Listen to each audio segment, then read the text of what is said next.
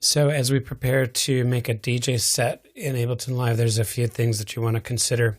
One of them is just to be as uncluttered as possible. So you can turn off the I/O settings here and out. You won't need to look at that.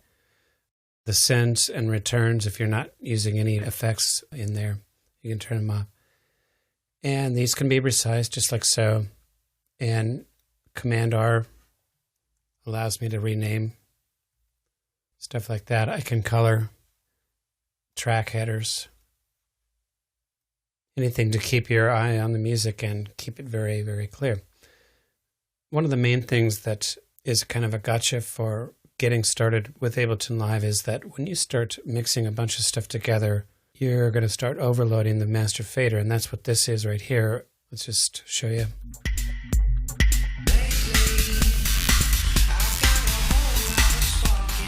So what happens basically is that the more you start adding stuff on top of each other, the more you're going to start overloading the master. My suggestion is to bring everything down. You can shift select both tracks and take it down to probably -10 or so, and then leave your master fader at 0.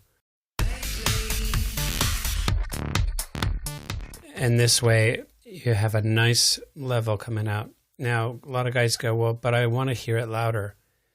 And if you give the front of house guy more than 0 dB, he's just going to compress it because they don't want to blow their systems. So they have limiters and compressors that sit on top of those systems. So the more you turn up, the smaller your sound gets. Okay. So we'll be adding some effects in the next tutorial, but keep stuff down. Now, from time to time, there are tracks that just sound louder than the others. And I don't want to, keep grabbing the faders for every single thing. So here I can take this BB Massive and just turn it down right here so that it goes with the other tracks better. And same for all these. You would want to go through and level match everything. Make sure that everything is kind of together in the same volume area.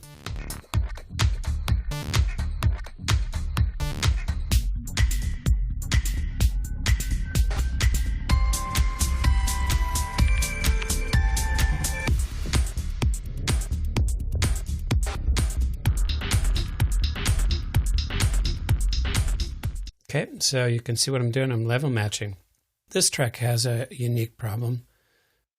By the way, the stop buttons, any of these stop buttons work. Down here, I can stop the whole thing. There's a stop button there. This one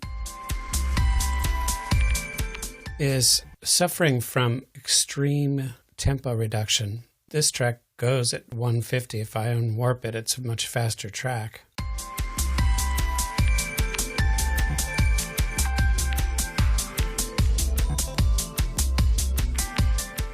Okay, but it's in this set, so now that 150 gets destroyed.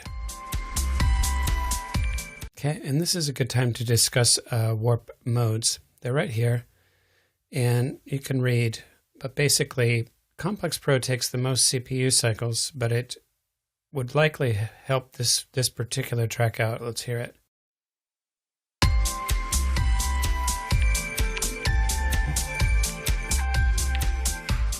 Okay, it does. It's much better than this Beats. You can hear it scissoring. Okay, and this is a function of how this audio is getting sliced. If I were to take this transient menu and take it off of back and forth and put it on here, that's how far this audio is getting cut up in order to slow it down that far. In this Beats mode, you can cause these samples to loop back and forth.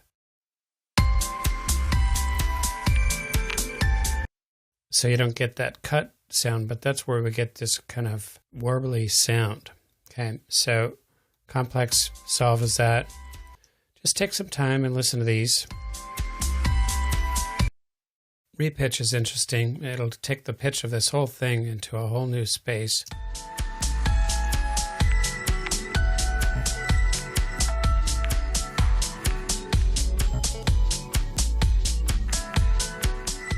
pretty cool sounding.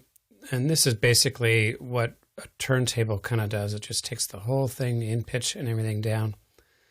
And the rest of it, you can just kind of play around with. Some of them you'll see that it just do not work for a track like that. Okay, another thing is I like to build fallback positions on my outros. Say that I'm working with this track here, and I get all the way out here, and I'm not a fan of that little organ piece right there, but I really like this section here. What I'm going to do is cause this whole track to loop in that area. See if I can get it. And for that matter, I'm going to just do it this way. Engage my loop button there.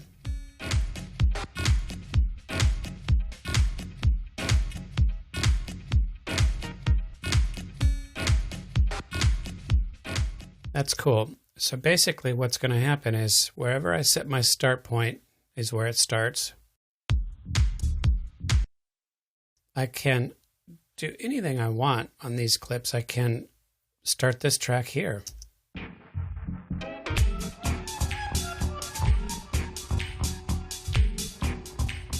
Anywhere I want.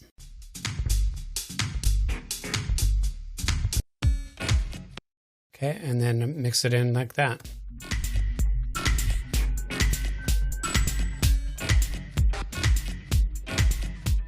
Okay, all of the tracks that I work with, I like to, in case something happens where I miss a cue or get distracted by something, I like to have a loop set up at the end so that it just doesn't hit silence.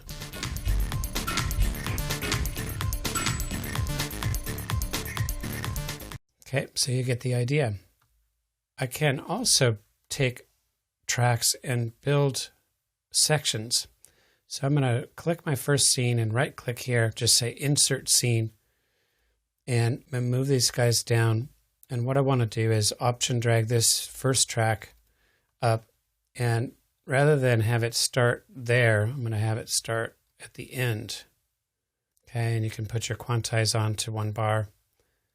And I basically want it to start out here somewhere. I'm here in the wrong track. I'm going to take this back here.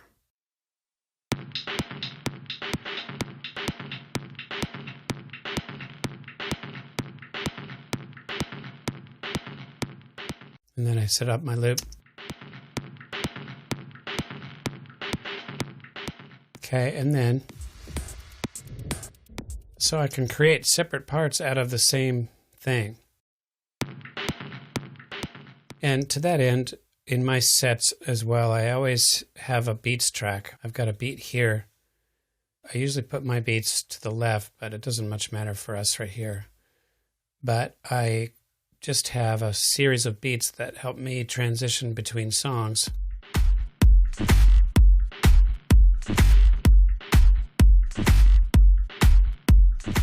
Okay, and this is an example of creative warping, actually. I'm going to duplicate this.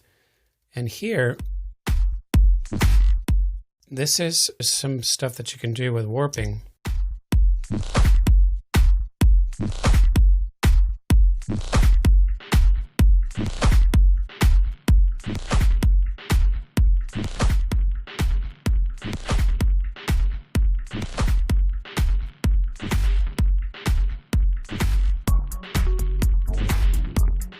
Okay. You can color tracks by right-clicking, coloring, doing anything like that. And basically, we've built fallback positions in terms of loops for most of these. Here, I just take a vocal break out of the middle of a song.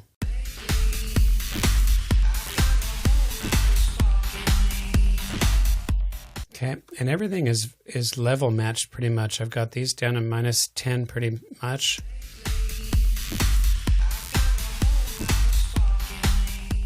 Okay, and don't forget to save your warp files as you go along for each of these. Okay, so the last thing is the crossfader. I don't use it, but some guys do. Traditional guys Just getting over to Ableton or into it, it's accessed here, and it can basically assign one deck to A and the other deck to B.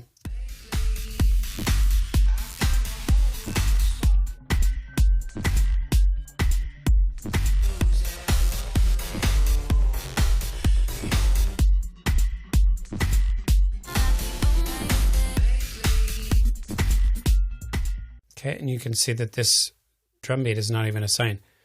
Okay, right-clicking the crossfader gives you slow cut, fast cut. They're all fairly self-explanatory. You just have to listen.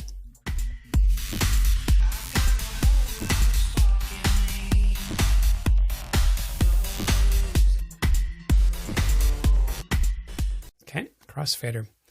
All right, in the next video, we're going to